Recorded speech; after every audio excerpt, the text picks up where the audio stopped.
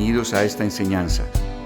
Dios, aparta de nosotros el camino de mentira y en tu misericordia concédenos tu palabra.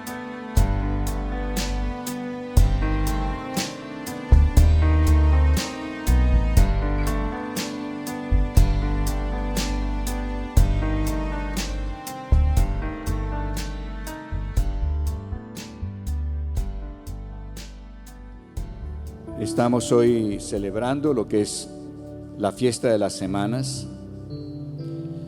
Recuerden ustedes que el Señor estableció 7 fiestas a través del año y se repiten cíclicamente cada año. Cada una de las fiestas realmente es una fotografía en algún aspecto del Señor Jesucristo, y además es también una etapa, una porción de lo que es el plan de salvación de Dios para nosotros. Entonces, entender cada fiesta nos irá dando un mayor entendimiento de la salvación que Dios obró para nosotros. La gran importancia está en tener la revelación, el sentido que realmente tiene cada fiesta. Empezamos el año celebrando Pascua.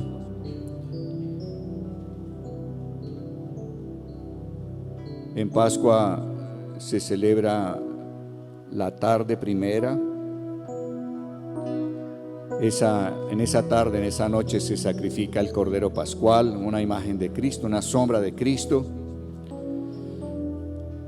Se untaba la sangre en los postes y en el dintel de las puertas. El ángel de la muerte pasó sobre todo Egipto y no entraba a los hogares donde estaban las puertas señaladas con la sangre del cordero. Las que no tenían esa señalización, entonces el primogénito de esa familia fue muerto. Y esa última señal, esa última plaga, como se llama, fue la que realmente abrió las puertas de Egipto para que Faraón ordenara la salida del pueblo de Israel.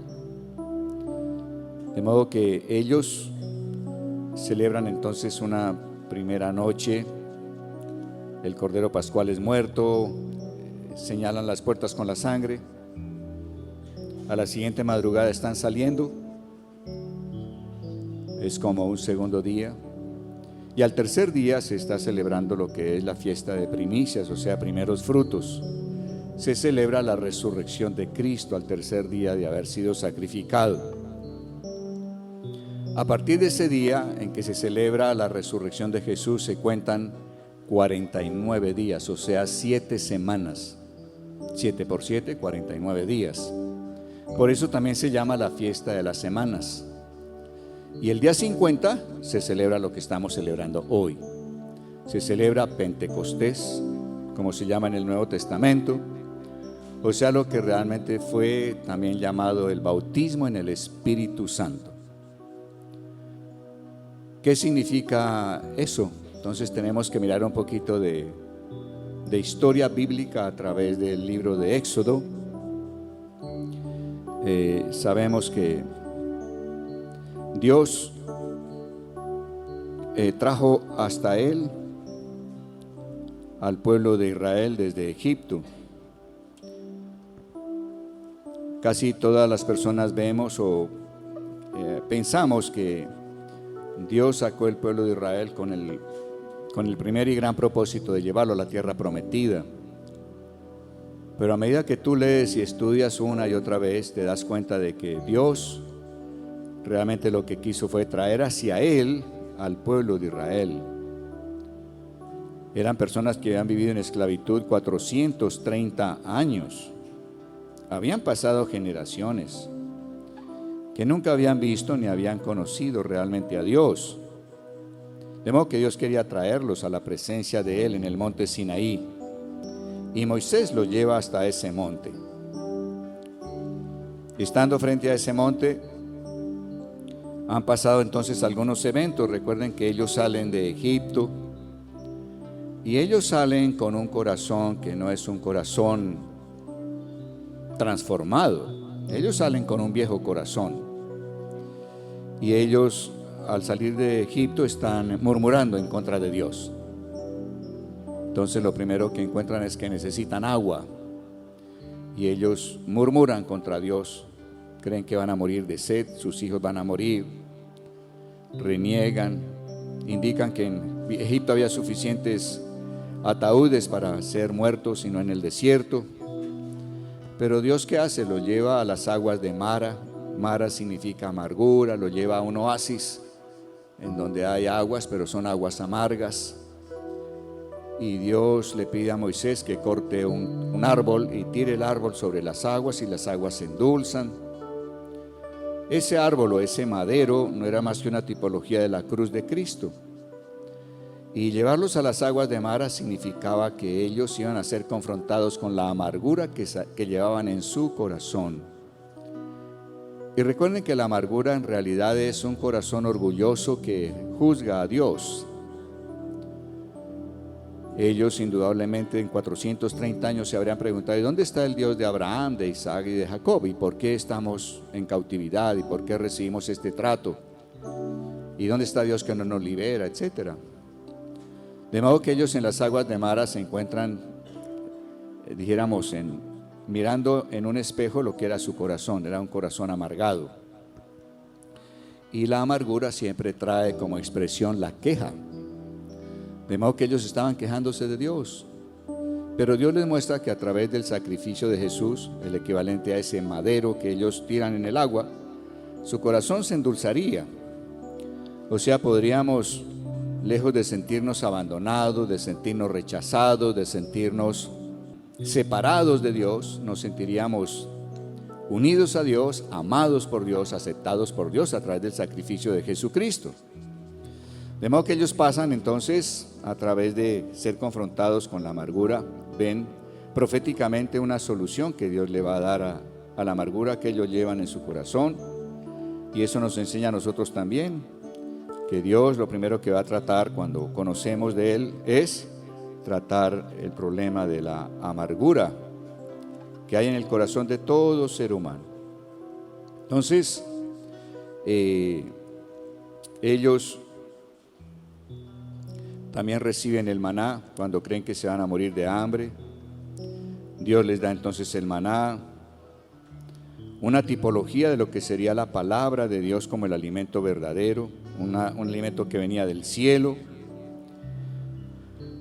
un alimento que era para vida, no iban a morir si estaban comiendo del maná. De manera que ellos, en ese transcurrir desde Egipto hasta el monte Sinaí, observen que ellos no son una buena gente, o sea, no son gente justa.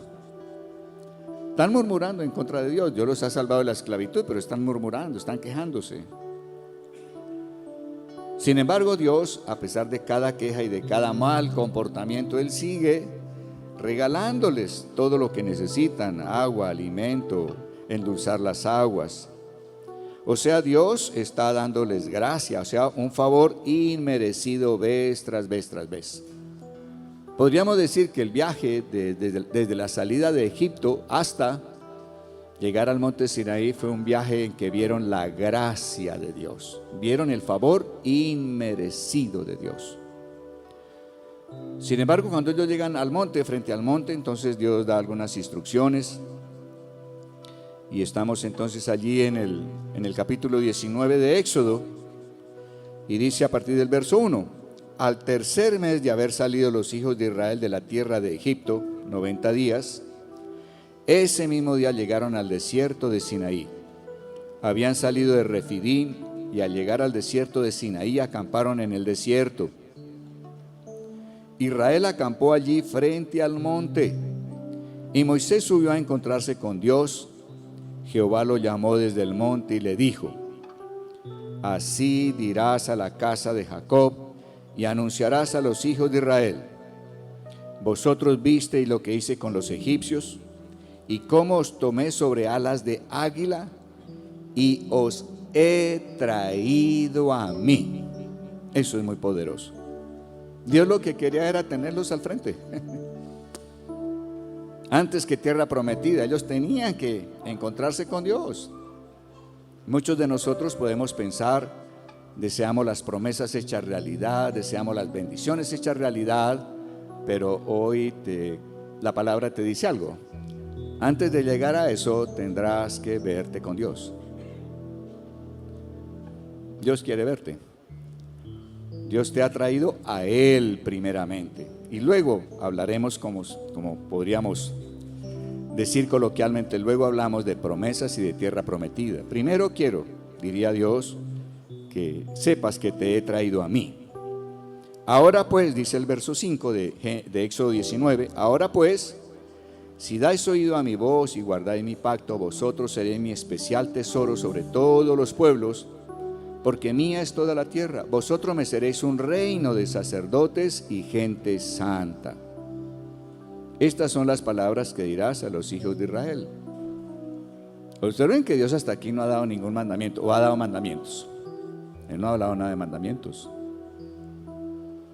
Él está hablando de que será un especial tesoro, de que son gente santa, serán sacerdotes, serán reyes con Él. No es más lo que Dios les está diciendo.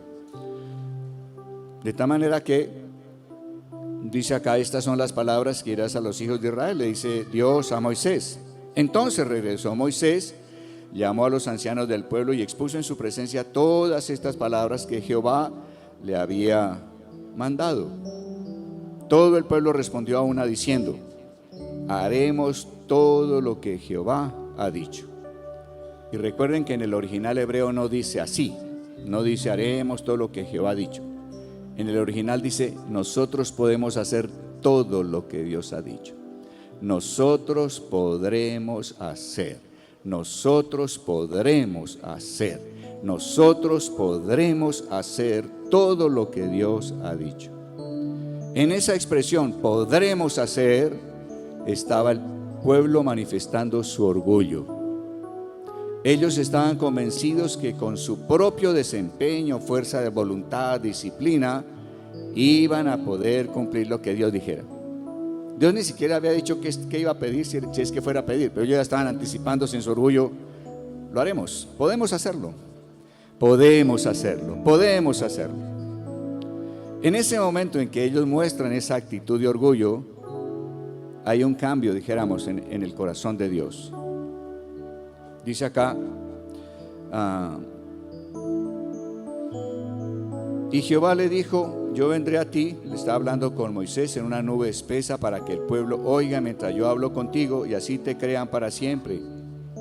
Moisés refirió las palabras del pueblo a Jehová y Jehová le dijo, ve al pueblo y santifícalos hoy y mañana, que laven sus vestidos y estén preparados para el tercer día. Porque al tercer día Jehová descenderá a la vista de todo el pueblo sobre el monte Sinaí. Hasta ahí la cosa va bien, era lo que Dios quería. Pero aquí viene el cambio. Señalarás límites alrededor del pueblo y dirás, guardaos, no subáis al monte ni toquéis sus límites. Cualquiera que toque el monte de seguro morirá. No lo tocará mano alguna porque será apedreado o muerto a flechazos. Sea animal o sea hombre, no quedará con vida. Cuando resuene la bocina, subirán al monte. De manera que Dios pone límites. Está diciendo, ok, ustedes creen tener el poder para hacer lo que yo ordeno, entonces vamos a poner límites. Hay un cambio en el corazón de Dios. Recuerden que la palabra de Dios, a través de toda la escritura, nos dice que Dios resiste al soberbio. Dios estaba resistiéndolos y les puso límites. De ahí ustedes no pasan. Y eso sucede también en nuestras vidas.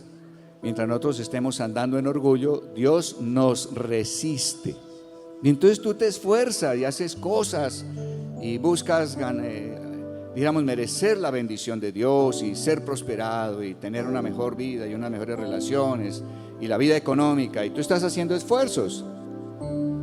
Porque tú crees que puedes, yo puedo obedecer lo que Dios pide de mí. Y entonces pareciera que hay como una línea de la cual tú no pasas, ¿no? No pasas de ahí económicamente, no pasas de ahí en las relaciones, no pasas de ahí en tantos campos y tú dices, oye, ¿qué está pasando en mi vida? Pues simplemente Dios te está resistiendo. ¿Sí?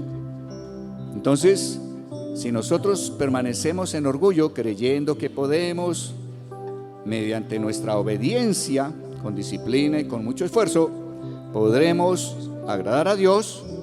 Mientras estemos en esa posición, Dios nos resiste. ¿Vamos bien hasta ahí? ¿Vamos bien o no? Es una buena noche. Pipe. Les presento a Pipe, un gran amigo mío. Supongan ustedes que yo fuera Dios, pero Pipe en su juventud y en su hidalguía dice: yo puedo obedecer lo que Dios me pida. Y entonces él empieza a desempeñarse, ¿sí? Entonces si me dice que Pipe desearía llegar allá hasta esa pared, entonces Pipe está haciendo su mejor esfuerzo, como si fueras a avanzar hacia allá, pero Pipe encuentra que aquí hay una mano que lo resiste. Él hace el esfuerzo, hágalo. No pasa de ahí. No pasa de ahí. ¿Por qué no pasa de ahí? Porque Dios lo está resistiendo. Entonces podemos entender algunas cosas de nuestra vida. Uno puede pensar: ¿será que Dios me está resistiendo? Pues buena pregunta, ¿no? Estoy intentando ganar el favor de Dios con mi esfuerzo y disciplina. Todos hemos pasado por ahí. Muy bien. Entonces, ¿qué hace Dios? Les da mandamientos, ¿no? Capítulo 20. El siguiente capítulo, Dios dice: ok, ustedes dicen que pueden obedecer, entonces ahí voy. Ahora, Dios, que es Dios, sabe en dónde está el área débil de cada uno de nosotros, ¿o no? Él sí que nos conoce. Y entonces Dios dijo: bueno, yo sé que hay áreas en las que ellos van a entender que no pueden. Y Él escogió las áreas perfectas. Uno, la relación con Dios, ¿sí? No tendrás dioses ajenos de mí. No te harás ninguna imagen de lo que está en los cielos, en la tierra, debajo de la tierra. No confiarás en ellos, ni te inclinarás a ellos. Fueron los 3 primeros mandamientos, ¿cierto? Habrá un día que van a descansar. Honrarán a padre y madre. No matarán, no mentirán, no adulterarán, no darán falso testimonio contra su prójimo, no codiciarán la mujer, ni la casa, ni el asno, ni el siervo del vecino. Entonces Dios sabía que en esos mandatos estaban las áreas en que reconoceríamos los seres humanos tarde o temprano que somos incapaces de obedecer todo lo que Dios ha establecido. Entonces Dios les da esos mandamientos, que es lo que está en Éxodo 20. Ahí estamos. Entonces, observemos, Dios los saca de Egipto, los lleva con mucha gracia durante 90 días, ¿cierto? A los 90 días dicen: nosotros podemos hacer lo que tú digas. Dice: ¿sí pueden? Podemos. Ok, aquí tiene 10 mandamientos. los claves, ¿eh? Y dijo: bueno, yo los resisto, o sea, hay un límite, de aquí no pasan. Ahí vamos, ¿no? ¿Qué hace Moisés? Pues Moisés se preparó 3 días con ellos. Sube al monte, y cuando va en la mitad del monte, Dios le dice: deténgase ahí hasta que yo le diga que vuelva a subir, a seguir subiendo. Ellos duran 7 días esperando que les diga, estando en la mitad del monte, que le dijera a Moisés: sube y deja a los ancianos ahí en la mitad del monte. De modo que 3 días de preparación, 7 que estuvo esperando que Dios le dijera: continúe subiendo, ya van 10. Y Moisés duró otros 40 con Dios. ¿Cuántos días entonces en total demoró Moisés en ese subir y bajar? 50 días. Pentecostés. En 50 días, ¿qué ha pasado? Pues Moisés recibe esos mandamientos que Dios habló en tablas de piedra, son el pacto que Dios les da. Y ustedes se encuentran en Éxodo 32. ¿Cómo continúa la historia? Recuerden que esta historia nos sirve para entender Pentecostés. En Éxodo 32, ¿qué sucede? Dice allí: y dio a Moisés, cuando acabó de hablar con él en el monte Sinaí, 2 tablas de testimonio, tablas de piedra escritas por el dedo de Dios. Estamos en 31:18. capítulo 32. Al ver el pueblo que Moisés tardaba en descender del monte, se acercaron a Aarón, el sacerdote de todo el pueblo, el sumo sacerdote, y dijeron: levántate, haznos, aunque tu Biblia dice dioses, el original no dice dioses, dice haznos Elohim, era el nombre sagrado de Dios. Increíble, ellos dijeron: oye, háganos a Elohim. Ellos tenían que Elohim era una figura, cualquier cosa. Háganos, dice acá, haznos Elohim que vaya delante de nosotros, porque a Moisés, ese hombre que nos sacó de la tierra de Egipto, no sabemos qué le haya acontecido. Aarón dijo: quitad los zarcillos de oro que están en las orejas de vuestras mujeres, de vuestros hijos y de vuestras hijas, y traédmelos. Entonces todo el pueblo se quitó los zarcillos de oro que tenían en sus orejas y los trajeron a Aarón. Él los recibió de sus manos, le dio forma con un buril e hizo de ello un becerro de fundición. Entonces ellos dijeron: Israel, estos son Elohim que te sacaron de la tierra de Egipto. 50 días en que ellos hacía 50 días que habían dicho: podemos obedecer lo que Dios diga. Y a los 50 días estaban quebrantando el primer mandato de Dios: no tendrás dioses ajenos delante de mí, no te harás imagen de nada de lo que esté arriba en la tierra ni abajo de la tierra, no confiarás ni te inclinarás a ellos. Estaban quebrantando a los solos 50 días. ¿Por qué se quitaron todos los zarcillos? ¿Qué quiere decir que se hubieran quitado los zarcillos? Quiere decir que el concepto que ellos tenían de Dios era lo que habían oído durante toda su vida en Egipto. Ellos se habían elaborado su propio concepto de Dios. Eso es lo que significa que tomaron los zarcillos, las orejas. ¿Qué era lo que ellos habían oído? ¿Qué era Dios? Pues tenían una serie de conceptos, una mezcla, ídolos, etcétera. Y conforme a esa mezcla que ellos habían oído, hicieron el becerro de oro. Observen que nosotros muchas veces llegamos también con conceptos de Dios, cosas que oímos de niños, de nuestros padres, abuelos, los que fueron gente mayor que nosotros, lo que hemos oído de otras personas. Llegamos con un concepto según lo que hemos oído que es Dios o quién es Dios. Muy bien. Cuando Aarón vio esto, verso 5 de Génesis 32, edificó un altar delante del becerro y proclamó: mañana será un día de fiesta dedicado a Yahweh. O sea, a ver, uno dice: ¿dónde estaba Aarón? ¿Cómo es que Aarón, él mismo levanta un becerro por petición del pueblo y dice que hay fiesta a Yahweh, al Dios verdadero? Al día siguiente madrugaron, ofrecieron holocaustos, estaban adorando y presentaron ofrendas de paz. Luego se sentó el pueblo a comer y a beber y se levantó a regocijarse.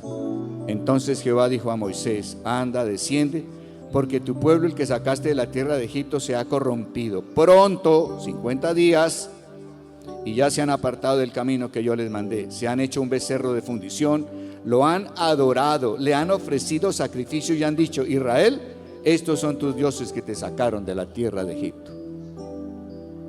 Continuó diciendo Jehová a Moisés: yo he visto a este pueblo, que por cierto es un pueblo muy terco. Ahora pues, déjame que se encienda mi ira contra ellos y los consuma, pero de ti yo haré una nación grande. Entonces Moisés oró en presencia de Jehová su Dios y dijo: ¿por qué, Jehová, se encenderá tu furor contra tu pueblo, el que tú sacaste de la tierra de Egipto con gran poder y con mano fuerte? ¿Por qué han de decir los egipcios: para mal los sacó, para matarlos en los montes y para exterminarlos de sobre la faz de la tierra? Vuélvete del ardor de tu ira y arrepiéntete de este mal contra tu pueblo. Acuérdate de Abraham, de Isaac y de Jacob tus siervos, a los cuales has jurado por ti mismo y les has dicho: yo multiplicaré vuestra descendencia como las estrellas del cielo, y le daré a vuestra descendencia toda esta tierra que os he hablado, y ellos la poseerán como heredad para siempre. Entonces Jehová se arrepintió del mal que dijo habría de hacer a su pueblo. Moisés se volvió y descendió del monte, trayendo en su mano las 2 tablas del testimonio, tablas escritas por ambos lados, de uno y otro lado estaban escritas. Las tablas eran obra de Dios y la escritura era escritura de Dios grabada sobre las tablas. Cuando Josué oyó el clamor del pueblo que gritaba, dijo a Moisés: hay gritos de pelea en el campamento. Pero Moisés respondió: no son voces de vencedores, ni alaridos de vencidos, oigo cánticos de coros. Aconteció que cuando Moisés llegó al campamento y vio el becerro y las danzas, se enfureció y arrojó de sus manos las tablas y las quebró al pie del monte. Luego tomó el becerro que habían hecho, lo quemó en el fuego y lo molió hasta reducirlo a polvo, que esparció sobre las aguas y lo dio a beber a los hijos de Israel. Y dijo Moisés a Aarón: ¿qué te ha hecho este pueblo para que hayas traído sobre él tan gran pecado? Aarón respondió: no se enoje, mi señor, tú conoces al pueblo que es inclinado al mal. Ellos me dijeron: haznos dioses que vayan delante de nosotros, porque a Moisés, ese hombre que nos sacó de la tierra de Egipto, no sabemos qué le haya acontecido. Y yo les respondí: el que tenga oro, que lo aparte. Me lo dieron, lo eché en el fuego y salió este becerro. O sea, Aarón estaba, como sumo sacerdote, estaba también todavía con un corazón sin transformar. Al ver Moisés que el pueblo estaba desenfrenado, pues Aarón lo había permitido para vergüenza en medio de sus enemigos, se puso a la puerta del campamento y dijo: quien esté de parte de Jehová, únase a mí. Y se unieron a él todos los hijos de Leví. Él les dijo: así ha dicho Jehová, el Dios de Israel, que cada uno se ciña su espada, regrese al campamento y vaya de puerta en puerta matando cada uno a su hermano, a su amigo y a su pariente. Los hijos de Leví hicieron conforme a lo dicho por Moisés, y cayeron del pueblo en aquel día como 3,000 hombres. Entonces Moisés dijo: hoy os habéis consagrado a Jehová, pues cada uno se ha consagrado en su hijo y en su hermano, para que él os dé hoy la bendición. Entonces vemos que el primer gran episodio del monte Sinaí fue muerte, fue condenación para el pueblo y hubo 3,000 muertos. Lo que iba a ser una gran bendición se convierte en condenación, en muerte y en 3,000 muertos ese día. Ese bautismo en el Espíritu Santo que Dios quiso dar al pueblo en el monte Sinaí, Dios lo postergó 1200 años, 100 años por cada tribu. Podríamos decir fue como el castigo. 100 años por cada tribu, 12 tribus, 1200 años. De modo que 1200 años después, Dios está realizando lo que quiso realizar 1200 años atrás en el monte Sinaí: derramar su Espíritu Santo sobre el pueblo de Dios. Entonces existe una historia de lo que pudo haber sido Pentecostés. O sea que bajo la ley, bajo el orgullo del hombre, todo se volvió condenación y muerte. Y vamos a ver entonces ahora qué pasa en el Pentecostés verdadero. Hechos capítulo 2. ¿Vamos bien? ¿Sí estamos viendo las cuestiones? Bueno, Hechos capítulo 2. Porque si entendemos en qué consiste el bautismo en el Espíritu Santo y entendemos su valía, vamos a guardar esa palabra en nuestro corazón. Cuando no entendemos por qué es valioso lo que Dios hace o dice, si no entendemos cuán valioso es, no guardamos esas palabras. No las guardamos, no las cultivamos en el corazón y terminamos pisoteándolas. Eso fue lo que el Señor Jesús enseñó cuando habló acerca de la parábola del sembrador en Mateo capítulo 13. Él dijo que la semilla era la palabra del reino, la tierra era el corazón del ser humano, y él dijo que había una semilla que cayó junto al camino. Y esa semilla que cayó junto al camino fue pisoteada y vinieron las aves del cielo y la quitaron. Y él luego explica que ese corazón que llama junto al camino es un corazón endurecido y es un corazón que no entiende la palabra. Y diríamos algo más, no entiende la valía de lo que Dios está diciendo. Y por no entender lo valioso que es, pisotea esa palabra. Uno solo pisotea lo que no tiene valor. Lo que tiene valor, uno no se atreve a pisarlo. Te inclinas y lo recoges. Pero cuando tú ves algo que no tiene para ti valor, lo pisas, pasas por encima, no hay problema. Entonces, cuando nosotros leemos la palabra, necesitamos buscar: Señor, muéstrame, revélame la valía, lo valioso de esto para ti. Porque si yo entiendo lo valioso que es, la guardaré, no la pisotearé, sino que estaré poniéndola en mi corazón con meditación y con oración para que dé fruto para Dios y para bendición nuestra. Hechos capítulo 2. Verso 1, cuando llegó el día de Pentecostés, entonces vamos 1200 años después de lo que hemos visto en Éxodo. ¿Qué pasó allí entonces? Cuando llegó el día de Pentecostés, estaban todos unánimes y juntos. De repente, vino del cielo un estruendo como de un viento recio que soplaba, el cual llenó toda la casa donde estaban. Y se les aparecieron lenguas repartidas como de fuego, asentándose sobre cada uno de ellos. Todos fueron llenos del Espíritu Santo y comenzaron a hablar en otras lenguas según el Espíritu les daba que hablaran. Entonces observen que en el Pentecostés hay entonces un viento recio, fuerte, un ruido grande. Llena la casa ese viento y hay lenguas como de fuego sobre ellos y hablan en otras lenguas.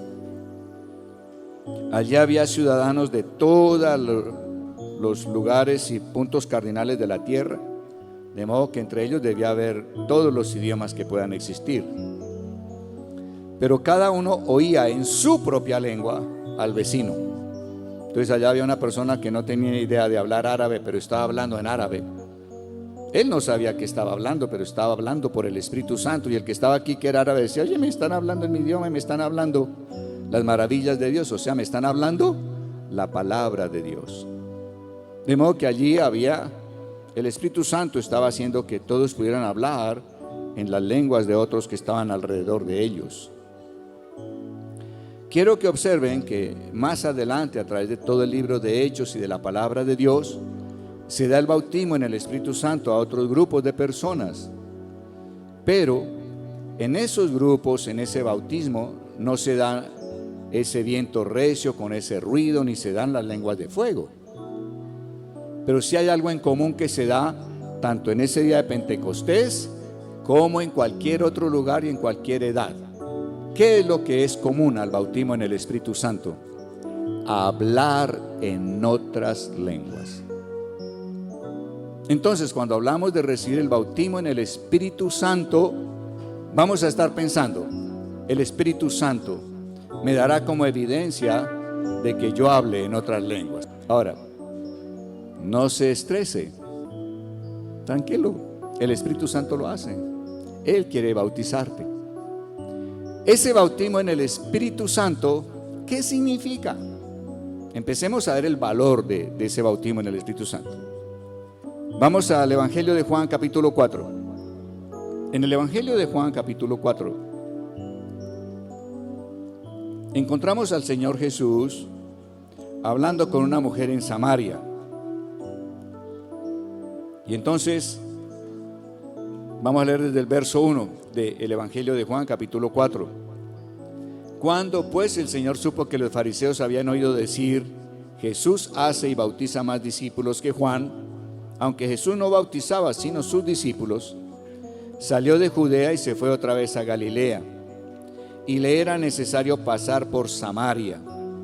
Fue pues a una ciudad de Samaria llamada Sicar, junto a la heredad que Jacob dio a su hijo José.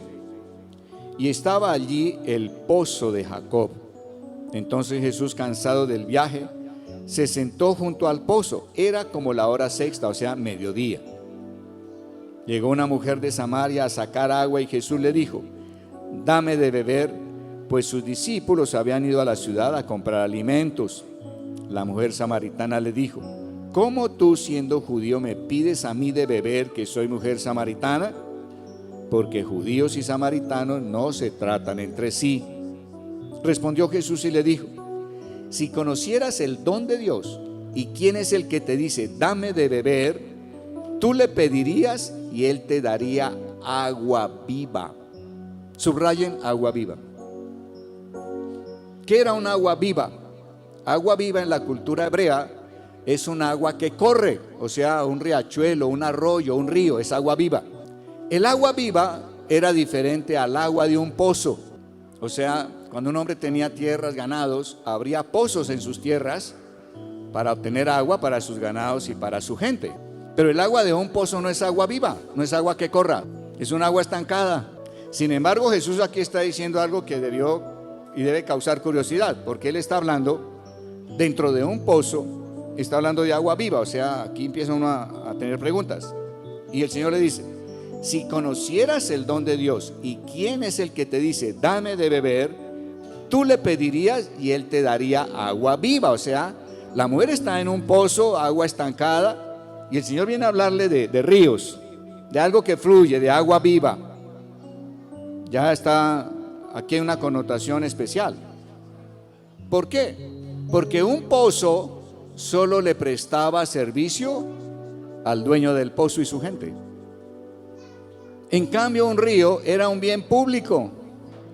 Agua viva era agua que beneficiaría a todo aquel que se acercara al río. ¿Estamos de acuerdo? De modo que Jesús está al pie de un pozo, agua estancada, agua que es de propiedad privada, y le está diciendo a la mujer: si tú supieras el don de Dios y quién te está pidiendo de beber, tú me pedirías y yo te daría agua viva, agua que fluye. Dios está hablando algo así como de que Él daría ríos, arroyos, fuentes de agua. La mujer le dijo: Señor, no tienes con qué sacarla y el pozo es hondo. ¿De dónde pues tienes el agua viva? ¿De dónde? Ni siquiera puedes sacar de un pozo. ¿Que vas a hablar de agua viva? De ríos. Sigue diciendo acá: ¿acaso eres tú mayor que nuestro padre Jacob, que nos dio este pozo, del cual bebieron él, sus hijos y sus ganados? Jesús le contestó: cualquiera que beba de esta agua volverá a tener sed, pero el que beba del agua que yo le daré no tendrá sed jamás, sino que el agua que yo le daré será en él una fuente de agua que salte para vida eterna. Aquí el Señor está dando una primera clave. Hay algo escondido detrás de lo que Él está diciendo.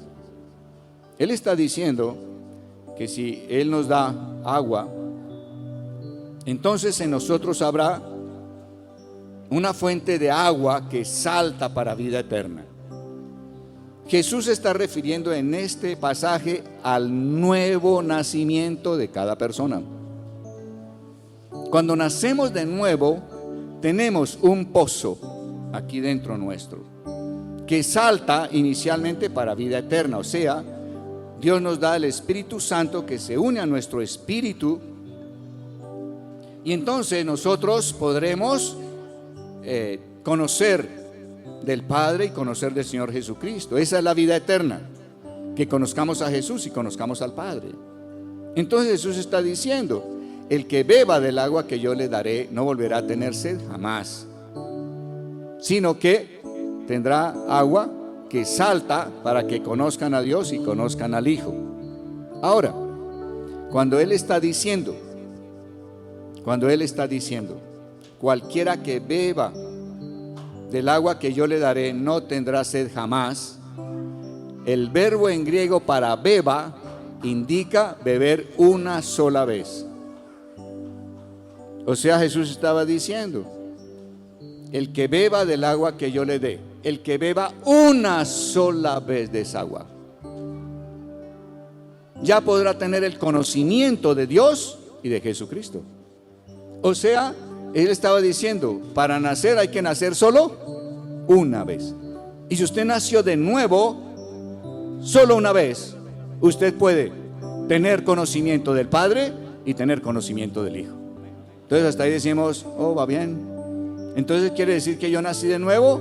Te preguntas, si la respuesta es sí, en ti hay un pozo de agua, mediante el cual, bebiendo de él, podrás conocer del Padre y conocer del Hijo. Entonces, son buenas noticias. Juan 7, el Señor Jesús está hablando nuevamente. Y él se encuentra en la fiesta de tabernáculos, Sukkot, la última fiesta que se celebra cada año, la más grande, fiesta de la cosecha.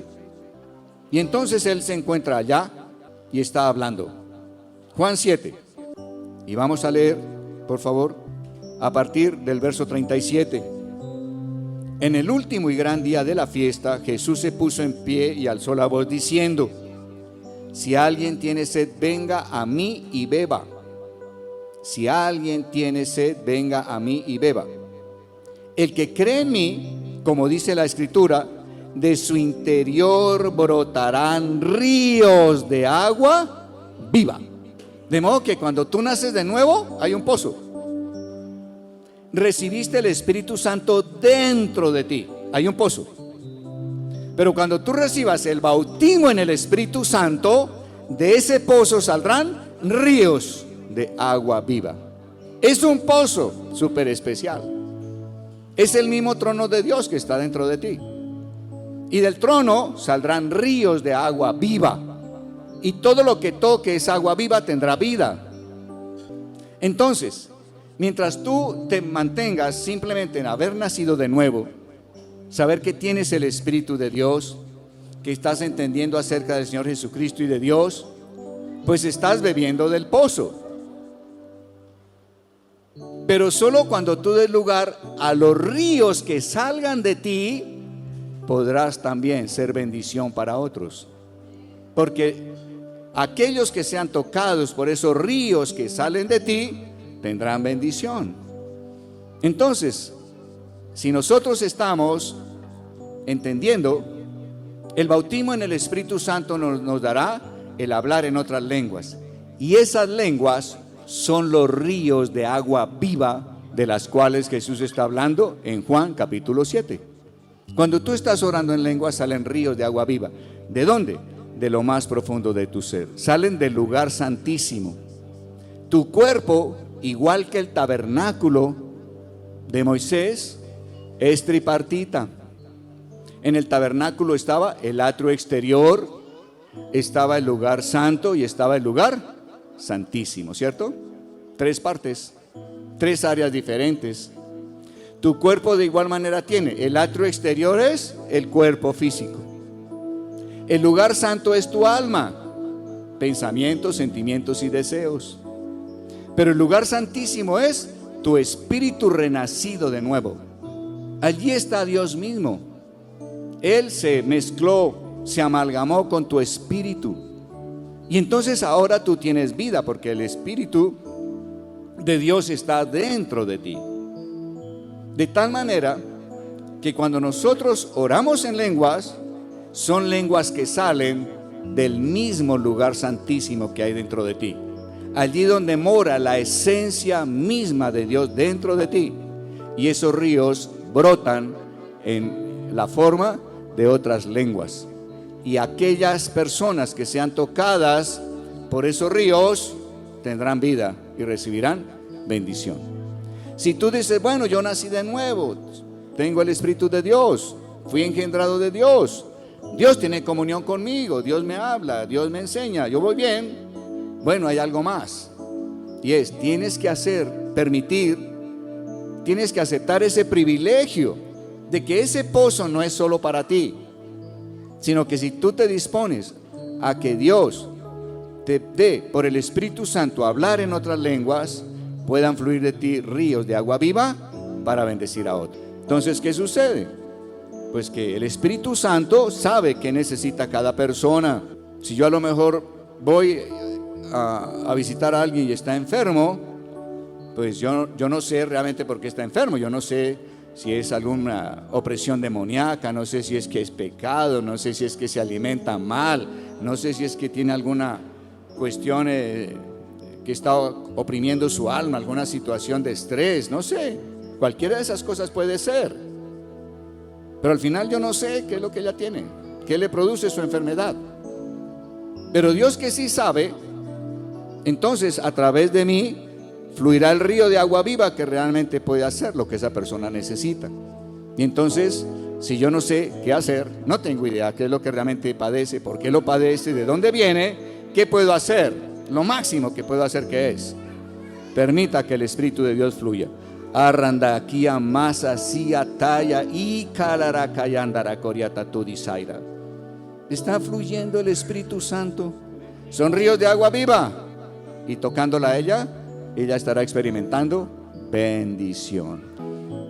Tenemos un hijo adolescente, no tenemos idea cómo funciona, no sabemos qué es lo que lo afecta, cómo organizar su vida, cómo organizar su cabeza. ¿Qué hacemos? Pues una alternativa es buscamos psicólogo. Pero si tenemos el bautismo en el Espíritu Santo, es cuestión de ¿qué? De que tú permitas que salten los ríos de agua viva sobre ese muchacho. No es cuestión de que tú digas no sé qué hacer. Y eso lo decimos con frecuencia, ¿o no? Tenemos problemas que no vemos salida y decimos no sé qué hacer. Y como que botamos la toalla.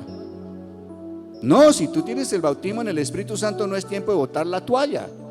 Es tiempo de que te enfoques en el problema. Este muchacho tiene problema. Y soy yo absolutamente débil para saber qué pedir, cómo pedir para que se arregle la vida de este muchacho. Soy débil. Y cuando estoy declarando eso, el Espíritu Santo viene y se junta conmigo. Se junta conmigo. Y somos como uno solo que vamos a hacer frente al problema que tiene el muchacho. Entonces me enfoco en, este muchacho tiene problemas, pero Dios tiene el poder. Dios puede resolver cualquier problema. Dios sabe dónde está el problema. De manera que, Señor, yo no tengo cómo pedir, no sé qué pedir, no sé qué pedir. Estoy totalmente débil en la oración, pero yo tengo el bautismo en el Espíritu Santo. Tú estás en mí, únete a mi debilidad. Y los dos, parados frente al problema, vamos a enfrentarlo hasta que el muchacho sea libre. Y estoy enfocado en el problema del muchacho. Tengo la fe de que Dios está soltando ríos de agua viva para el problema de ese muchacho. Y estoy orando hasta que sienta el descanso, el alivio, como Dios diciendo, está hecho. ¿Cómo sostenemos un matrimonio? Dos personas tan diferentes.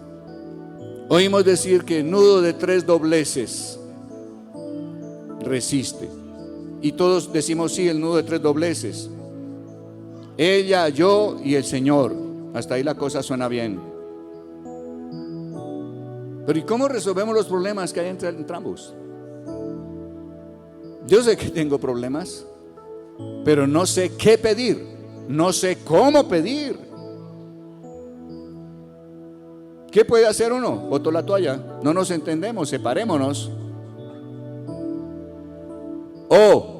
Yo tengo el bautismo en el Espíritu Santo. Ríos de agua viva fluyen de dentro de mí. Y Dios sabe cómo pedir, cómo interceder. Y Él, a través de su Espíritu Santo, se une a mi debilidad. Y si yo doy lugar a que el Espíritu ore, interceda en lenguas, Dios va a estar soltando el río de agua viva que requiere esa relación para que pueda salir adelante. Pero cuando no saldrás adelante, va a ser difícil. Tendrás problemas. Entonces miren ustedes lo que Dios nos ha dado en el bautismo en el Espíritu Santo. Dios nos ha dado la promesa de ser uno con nosotros en nuestra debilidad, como dice Romanos 8. Ser uno. Nosotros los débiles con el absolutamente fuerte, el que todo lo sabe y todo lo puede. Él es quien nos ayuda juntamente. Él se junta a nosotros para ayudarnos. De tal manera que realmente lo que nosotros tenemos, y traje una nota aquí, Lo que nosotros tenemos con el bautismo en el Espíritu Santo es que realmente nosotros tengamos a Dios junto con nosotros para ir en contra de cualquier problema hasta que podamos tener la victoria sobre el problema. Eso es lo que quiere decir que Dios nos ayuda juntamente con nuestra debilidad. Dios va a estar unido a nosotros para ir contra el problema hasta que el problema sea resuelto. O sea, con el bautismo en el Espíritu Santo tenemos ese poder. Tenemos ese poder. Pero además de que podemos estar orando por cualquier situación, entonces te encontramos que con el bautismo en el Espíritu Santo también nosotros podemos ser edificados en fe. Y a medida que oras en lenguas, estás edificándote en fe. Edificar significa llenarse continuamente, cargarse continuamente. Edificar es lo que hacemos con el celular. Cuando la pila está caída en la noche en un lugar especial, lo conectamos. Y cuando marca 100%, como que sentimos cierta alegría o no, cierta complacencia o no. Ahora sí, que venga el día, no hay problema. Puedo responder toda llamada, puedo capturar toda llamada, puedo llamar a quien sea. Estoy cargado. Cuando oramos en lenguas, estamos cargando nuestra fe. Viviremos con fe. Entonces, si tú oras en la mañana antes de salir de la casa en lenguas, encuentras a alguien que a lo mejor está enfermo y no cree en sanidades, tú dices, el Señor sana. O tú encuentras a alguien que dice, el día es difícil, hoy estoy aburrido. No, oye, no es el día que hizo el Señor, es un día de alegría y de gozo. Déjame orar por ti. Arraquía la batay, suri, sanda, kisna. Señor, sé sobre este hombre, dale gozo, dale alegría, Señor. Quita toda pesadez de sobre esta vida en el nombre de Jesús. Oye, ¿tienes fe para orar por esa gente? ¿Cómo te cargaste de fe? Orando en lenguas. Entonces, ¿cuánto tenemos? Y solo estamos empezando a celebrar Pentecostés. ¿Desearían continuar el próximo sábado? Y que terminemos estas 2 o 3 semanas y oremos todos para recibir el bautismo del Espíritu Santo si no lo tenemos, y que podamos decir, vamos para adelante.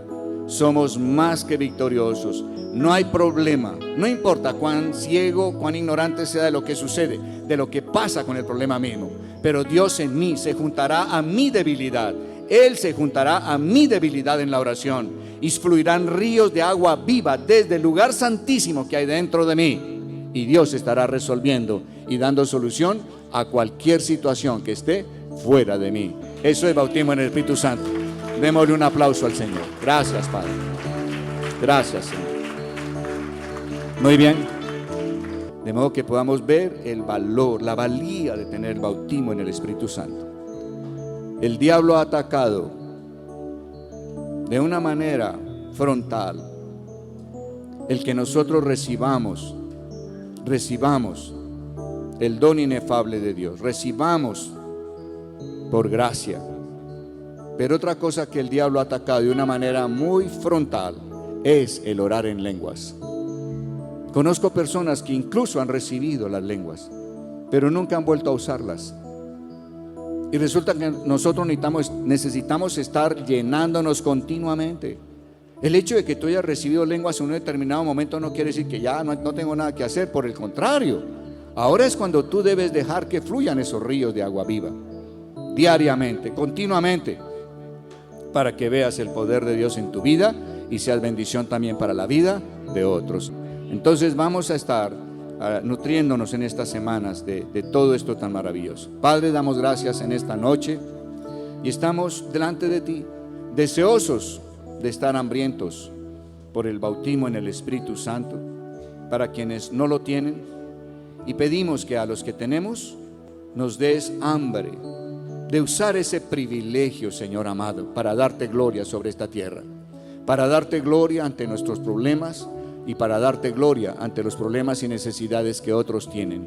Gracias por capacitarnos mediante el Espíritu Santo para poder ser testigos de tu poder y de tu amor para todo ser humano. Bendito seas. Damos gracias por ello en el nombre de Cristo Jesús. Amén y amén, oh Dios. Gracias, Señor.